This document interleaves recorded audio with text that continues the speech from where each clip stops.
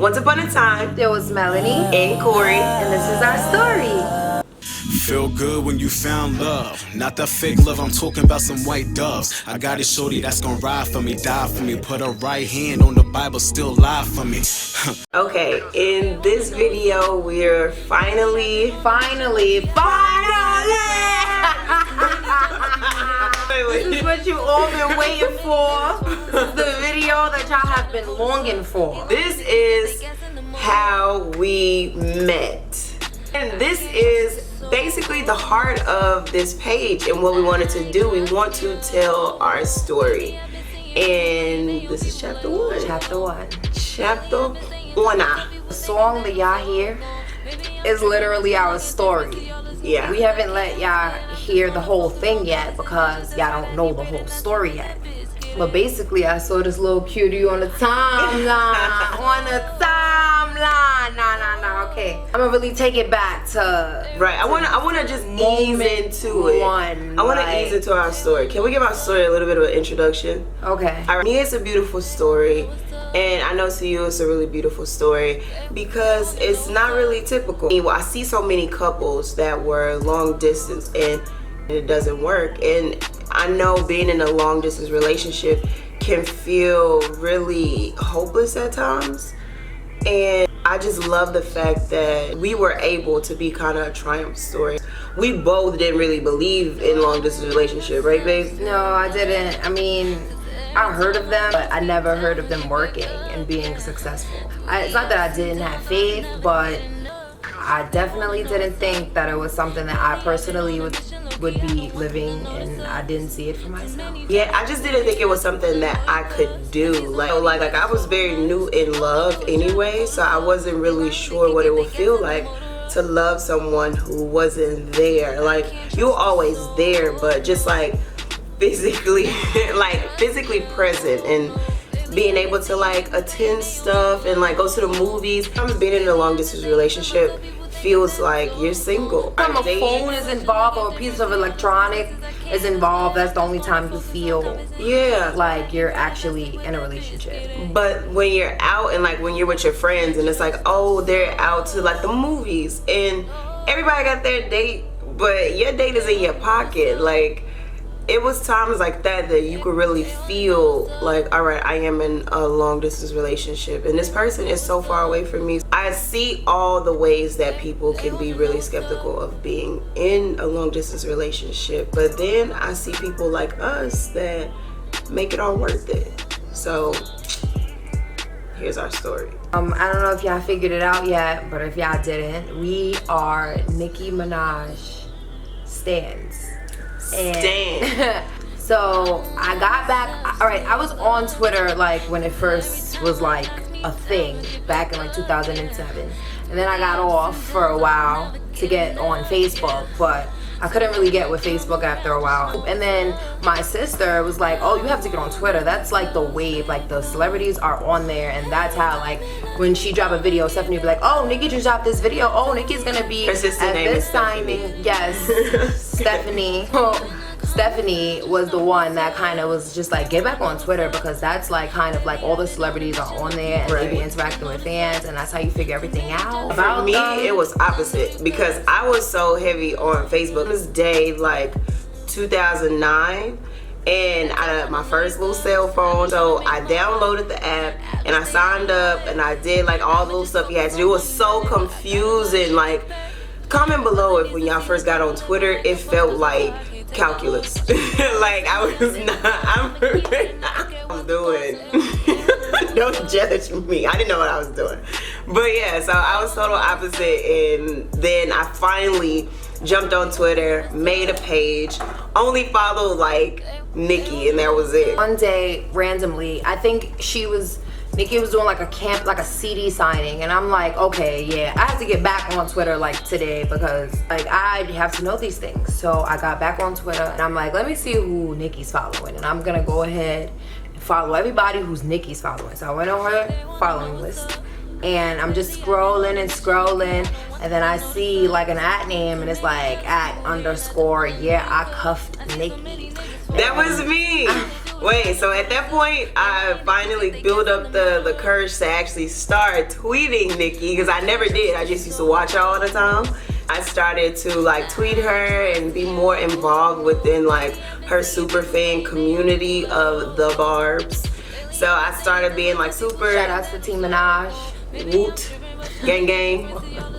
Cameras and wrenches. So I started being involved and everything, and then finally this lady noticed me and then she followed me. Yes, I was hyped. Yes, I cried. I'm going through and I'm following people, and I came across @_YaCuffNikki, and I don't know, like when I saw the Abby and read the name, I just got like this feeling of like, maybe it was like an affirmation. I guess that's like the perfect way to describe it. And I'm like, oh my gosh, like, who is this person? Like, I don't know, like it wasn't even like I was just like so physically attracted. It was just something, like I was just like, I don't know.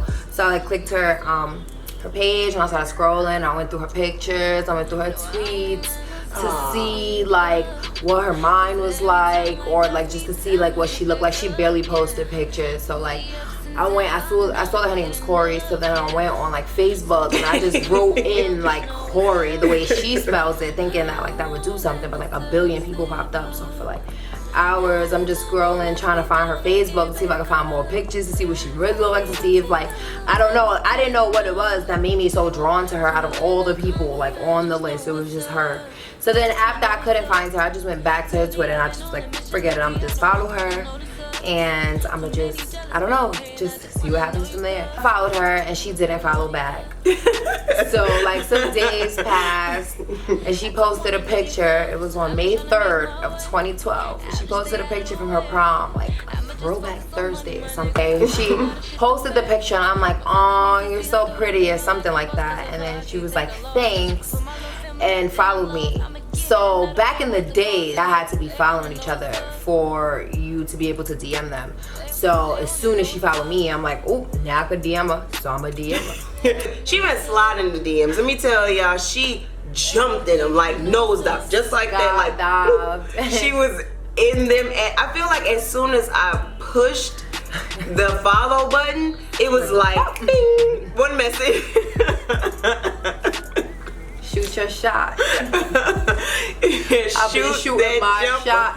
She shot that shit like she took no time. I slid through the DM and I was just like, are you gay? Like, no, hi. How you doing? What's the last name? What's your favorite color? How your day been? Nothing. I ain't care about none of that. She was like, nah. She was like, people think that I am though, but I'm not. And I was like, oh, okay. You will see. You got all this confidence right now. I had the same energy. I had the same energy. That heart shattered through my messages. I mean, my heart didn't shatter. Like it was just. My heart did not shatter. And like I had like this thing called Downy Link. If you're an OG, you know Downy Link. And I had a Downy Link, and like in my description, I was like, I want a girl that, you know, like she has to have like slightly pop eyes, you know, like I want her to have like C cups. I want her to have like a southern accent. I want her to be able to like rap and to be talented. And I want her to. And basically, like I had a whole. Don't forget the dimples. I said dimples. I said a lot of things that she was, basically. I wrote a whole summary of like this ideal girl that I want, and I've been manifesting her for so long. And like the more I see her, like or a picture of her, I'm like, okay, she got the dimples, she got pop eyes, and then like she has an accent, but I didn't figure that out until like way later. And I'm like, oh my gosh, like, you know, it was like, is this the girl that I've been looking for? I was the girl. You laughing? I'm your dream come true. Oh wow. Okay, so fast forward. Basically, let's not fast forward. Let's come in right here with where Core's part. So at the time she asked me that or whatever, I was just like, Nah, I had just been in a relationship, and then I was currently in a relationship at the time, and I'm just like, that I didn't want to be in. Let me not forget to add that. I was in a relationship that I didn't really want to be in, but I was just in it. So I was like, let me just pass on by this. And I didn't know this person. Literally, she just gave me a compliment. I followed her, and here she go. Like, how? I didn't know, of course, the part about her already seeing me, and I didn't know she followed me already. So for me, it was just like stranger danger. And back then, catfish was heavy. She could have been a catfish. So I'm just like, pass. I had way too many social medias to be a catfish. I mean, yeah, but for me, I'm just now seeing this person. Yeah, but I wasn't doing all of that. I didn't even have Instagram at that point. She forced me to get an Instagram only a couple years ago. I didn't have Instagram. I just wasn't into it. So at that time, it was just like, stranger danger. Let me just push that to the side. And then after a while, not even that long after, she got in a relationship. And she was in back then, it was called a Nicki Minaj relationship. With my twifey. With her Yo, that is a major throwback. Twifey. Shout out to all the twifeys and husbands that made it work. And yeah, so she was with her twifey. And we just ended up becoming really cool with each other. We were cordial. We always cracked jokes with each other on the timeline. I called her the country me because we were both just so ratch and just free-spirited and our young days, free flowy. So Corey and I and my twifey, we would just be on three-ways, just talking and just vibing for hours and hours and hours. Mm-hmm. And then that didn't work out. And I was just kind of just living my life as a free woman. We'd talk a lot even after I broke up with Twifey. And we were both in really different parts of our lives, but we used each other to kind of just escape it, even if it was just for the time that we were on the phone with each other. And we were just we were independent on each other, but we were definitely a huge help as far as mentally stimulating each other and just being each other's peace. That's a perfect way to say it. We were each other's peace. Happened for a while, and then one night we'd always once it got a certain point in the night, we'd be like, okay, we gotta hang up because this is boo loving hours and that's not us. So. But one night we actually stayed on the phone till broke night, and after that conversation we both knew that we had something more for each other. So after that conversation, I knew that she was definitely somebody that I could see myself with, and she was just somebody that I really wanted, I felt really connected to. I don't really connect with people. It's rare that I actually feel a connection for someone. So I kind of threw the hint in again, do you still consider yourself non-gay? Do you still think that we could just be and only just be friends? And she was still yeah, because that's not me, and this, that, and the third. And it's so crazy because what actually made her want the kid was when I started giving other people on Team, and I just started to give them some of my attention. Girl, boo. And don't do that. Don't do it. Don't. Let's not. Go ahead. Let's not do it. Okay. And then after that, then she'd kind of be short with me, have a little attitude.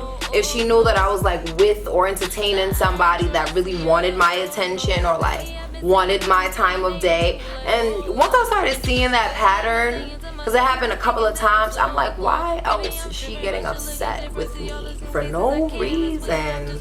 Unless she actually feels some type of way about me. And it took that for her to admit that she was even the slightest bit of interested in the kid. All right, you're gonna have a different. Okay, I'm gonna say you're gonna have a different perspective. But I have to let you guys into my mindset of what's going on. So for me, I think things through, which can be a fault as well, because sometimes you just need to live and just allow stuff to happen. Keep that in mind. Like you don't have to have like the perfect reason and the perfect timeline and everything just like put together. Nothing is gonna be perfect, so you don't have to have all the details right there in front of your face to make something happen. But for me in that time, I was that person, and I factored in everything, and I saw the fact that we were so far away, that I wasn't really ready to be in another committed relationship. So at that point, I wasn't ready to tell my favorite color again. Like I knew that if we did take it there, that it would be something strong, because I could tell from the person she was. I know that I can get into a relationship and really stay committed to that relationship and fall really deeply in love with her. That was one factor. Not really wanting to jump back into another relationship. Then the distance of being so far away.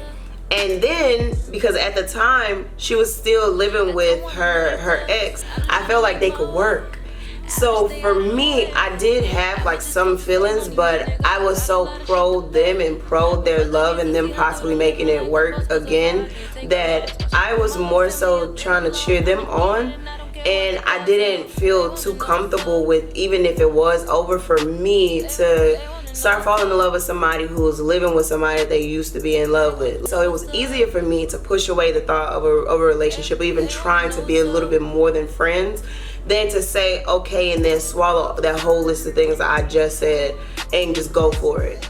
So after that, I was just like, all right, you can't say one thing and then show the complete opposite, because I'm not a mind reader, and I'm very intuitive, and I'm observant, and I know what you're telling me, and I know how you're reacting, and they're saying the complete opposite things. And you know, for you to keep telling me, well, we would never be this, we will never have that, and then I'm just like, okay, well then I'll go ahead and find myself attracted to someone else, and then like I go to like watch her and I'm blocked. So it was a very like interesting journey of just getting to a place of friends to being like in that a little more than friends place. But eventually, you know, 40 days and 40 nights later, we made.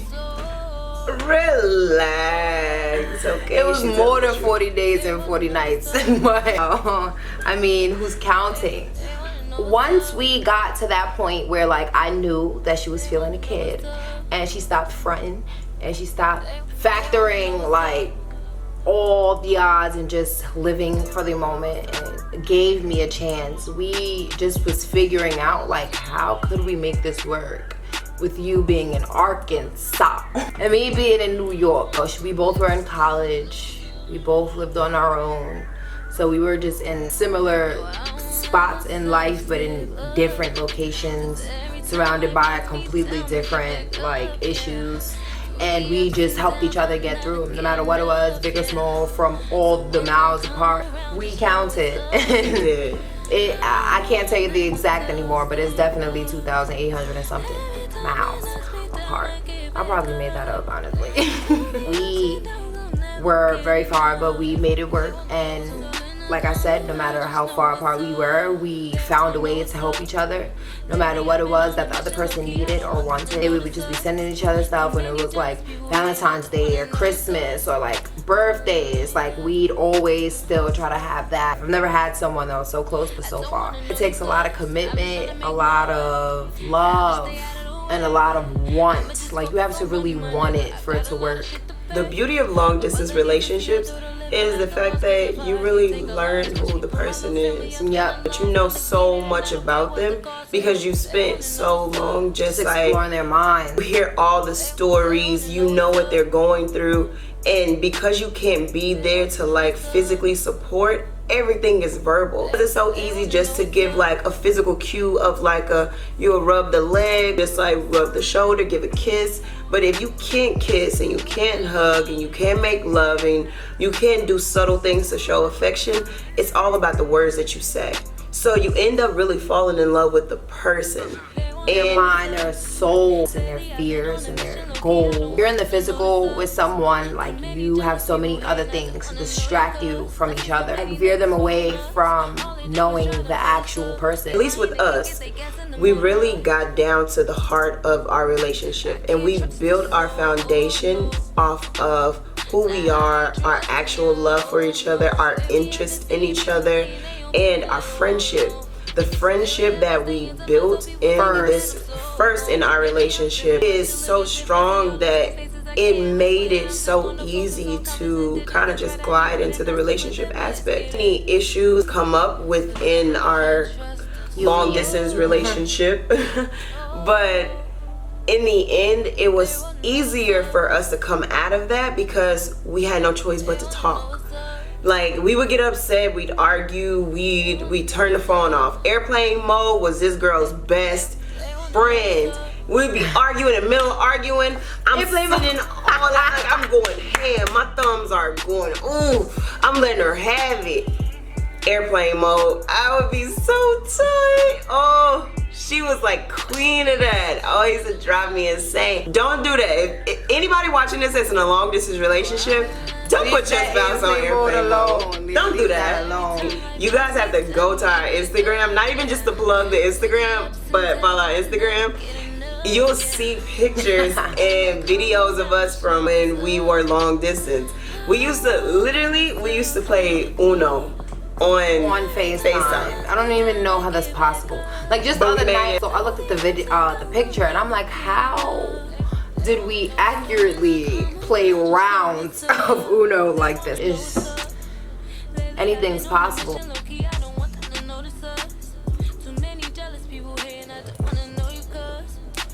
Oh, you a hater. I don't want no love from you, no.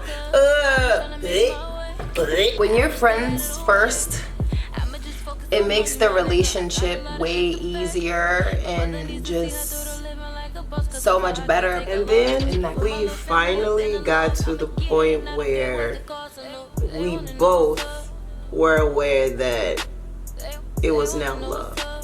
That we had fallen in love with each other.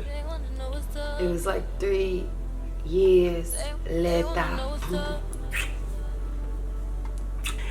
All right, so that's chapter 1, us and our relationships. All right, so you have to come back to this channel so that you can check out Story Time 2, chapter 2 will be like when we actually met in person for the first time. And we have footage. Yes. So be excited for that. Be ready for that. If you haven't already, click the subscribe button. Leave us a comment. Let us know if you're ready for chapter 2. First time. That's the juicy part. You guys gonna see everything. Thanks again for coming. We'll see you guys in chapter 2. Feel good when you found love. Not that fake love, I'm talking about some white doves. I got a shorty that's gonna ride for me, die for me. Put her right hand on the Bible, still lie for me.